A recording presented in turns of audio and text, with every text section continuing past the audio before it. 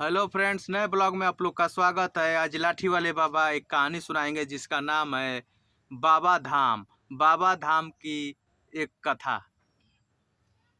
बाबा धाम की कहानी। एक बार रामा के दिमाग में आई बात कि मैं भगवान शिव की पूजा करने के लिए कैलाश पर्वत पर जाता हूँ। मैं ऐसा करूँ कि भगवान शंकर को ही अपने नगर लंका ले आऊं। यह सोचकर रावण कैलाश पर्वत पर घोर तपस्या की। यहाँ तक कहा जाता है कि भगवान शंकर को प्रसन्न करने के लिए उसने 9 बार 9 सिरों को चढ़ा दिया। जब 10वां सिर को चढ़ाने की तैयारी किया तब तक भगवान शंकर जी प्रकट हुए। रावण से बोले कि वरदान मांगो। रावण कहा कि महाराज, मैं यही चाहता हूँ कि आप मेरे नगर लंका चलें, क्योंकि मुझे यहाँ आने जाने में थोड़ा दिक्कत पैदा होती है। अगर आप वहीं रहेंगे तो अच्छी तरह से मैं आपकी पूजा कर सकता हूँ। भगवान शंकर ने कहा कि ठीक है, तो मैंने वरदान दे दिया, लेकिन एक शर्त है, मैं साक्षात नहीं जाऊँगा। मेरी जो लिंग है, मेरा लिंग है, उसी को ले जाना है। लेकिन अगर रास्ते में कहीं रख दोगे तो फिर जो है वो लिंग उठेगा नहीं और वहीं स्थापित हो जाएगा। रावण टोकरी में शिवलिंग को लेकर चला। जब लंका की ओर चल रहा था, बीच रास्ते में भगवान विष्णु जी प्रकट हुए साधु के रूप में और शंकर जी से बोले कि आप प्रसन्न हो गए, इतने में वरदान दे दिए रावण को, आप उस राक्षसों की नगरी में जा रहे हैं। भगवान शंकर ने कहा कि मैं बीच रास्ते में ही माया फैला दूंगा। भगवान शंकर, जो आज देवघर कहा जाता है, जब उसी स्थान पर पहुंचे, माया फैला दिए। तब तक के बैजू नाम के एक चरवाहा थे, बोले कह रहे भाई जल्दी से इसको पकड़ लो, मैं अभी लघु शंका करके आ रहा हूँ। भगवान शंकर की माया लघु शंका करने में जो है देर हो गई, तब तक लिंग जो है नीचे धंस गया। सुनते हैं कि वो लिंग पानी के बीच में है। अब जैसा जो हो, इसके बाद उस लिंग को रावण ने कामना लिंग कहा और भगवान शंकर जी से विनती किया कि हे महाराज, जिस कामना से मनोकामना को लेकर कोई आवे उसकी इच्छा पूरा कर देना। अब मैं जा रहा हूँ। रावण वहाँ से लंका की ओर चल दिया। पौराणिक कथा है, बाबा बैद्य धाम को लोग बाबा धाम भी कहते हैं।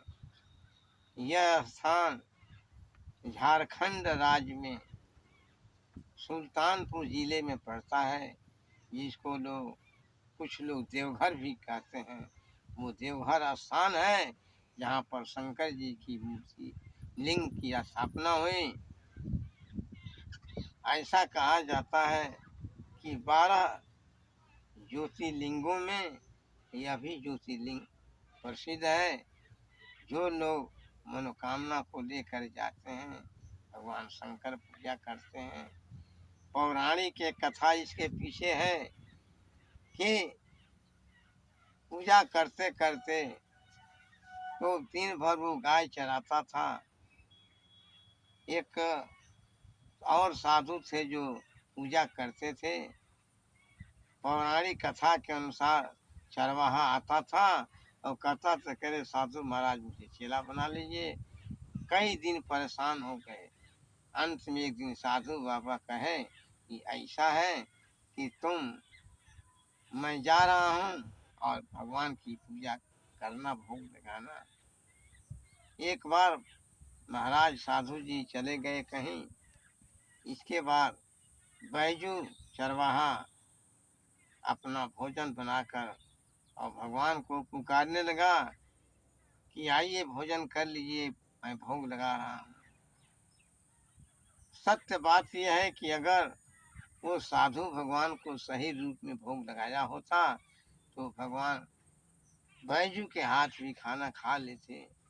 लेकिन भगवान कि वो पूजा करते थे, भोग लगाते थे, लेकिन भगवान भोग नहीं कर पाते, या करते तो साधु को पता नहीं था, इसलिए कि उनकी आत्मा को अंधकार में कहा जाएगा। जब 1 महीने के बाद, हाँ, तो इसके बाद बैजू चरवाहा भगवान की विनती करते कि जब आधी रात हो गया तो लाठी उठाया और कहा शंकर जी से, भगवान से, कि अगर नहीं भोजन करते हैं तो मैं मार करके आपका थूथन फोड़ दूंगा। भगवान बड़ा प्रसन्न हुए, कहे कि बाहर चेला। भगवान आकर भोजन किए। कुछ लोग कहते हैं कि बैजू चरवाहा जो है रोज रोज लाठी से मरता था, तो भगवान शंकर प्रसन्न होकर वरदान मांगे। बैजू ने कहा कि मुझे यही वरदान चाहिए कि पहले यहाँ मेरा नाम लोग लें और तब जो है आपका नाम और आपकी पूजा करें। लेकिन लाठी वाले बाबा का कहना है कि अगर जिस आदमी को, जिस देवता को अगर हम लाठी से मारेंगे तो वो हमें श्राप देगा कि आशीर्वाद देगा। लाठी वाले बाबा का कहना है, ये थोड़ा सा मेरे समझ से गलती बात है। यही है कि पहले दिन जो है लाठी लेकर भगवान को कहा कि नहीं खाएंगे तो आपको मारूंगा। भगवान प्रसन्न हो गए, भोजन करने लगे। जब देखा चरवाहा कि आधा भोजन खा, तब भगवान का नाम लेकर भोजन किया। भगवान गए, जा करके लक्ष्मी जी से कहे। भगवान के साथ लक्ष्मी जी दूसरे दिन आई। इस तरह बारी बारी से हनुमान जी, सब देवता आने लगे। इतना बड़ा भक्त। अंत में जब सब देवता इकट्ठा हुए तो बैजू चरवाहा ने कहा कि अरे भैया, हम इतना लोगों के भोजन ना खा पाए, और ना ही तो आप लोग कुछ काम करिए। सबको काम बांट दिया। लक्ष्मी जी से कहा कि भोजन आप बनाइएगा, और जब मैं आऊँगा गाय लेकर चरा कर तो भगवान का भोग करूँगा। हनुमान जी को कहा कि आप घर का पहरा देना। इस तरह से सबका बंटवारा कर दिया। अंत में जब 1 महीने के बाद साधु जी आए, देखे फुलवारी हरा भरा है। उसने चरवाहा से पूछा कि अरे भाई बैजू, ये बताइए भगवान का भोग लगाए हैं। बैजू ने कहा कि अरे महाराज, इतना भगवान के चेला है, भगवान है कि आ करके पूरा भोजन करने लगते हैं। साधु को भ्रम था, कहा गए झूठा बोल रहा है। बैजू कहे कि ऐसा है कि आप आड़ में छिप जाइए और जब मैं भोग लगाऊंगा तो आ जाना। इसके बाद भोग लगाए। सभी के देवता सब भगवान आकर भोग करने लगे। इसके बाद साधु देखे परेशान, लेकिन प्रकट नहीं देख पाए। ये देखे कि सभी के सब 10-5 समूह में लोग देवता अपना बैठ कर खा रहे हैं। खाना आधा खत्म हो गया। अब साधु को दिमाग में ये आया कि आज तक मैं भगवान का भोग लगाया, भगवान नहीं किया। आज चरवाहा बैजू के भोग लगाने पर भगवान का समूह दिखाई दे रहा है। वो बैजू के पैर पर गिरे, क्षमा मांगे, कहे कि धन्य है प्रभु जी, ऐसे ऐसे लोगों को आप ज्ञान दिए, भोग किए, भोजन किए।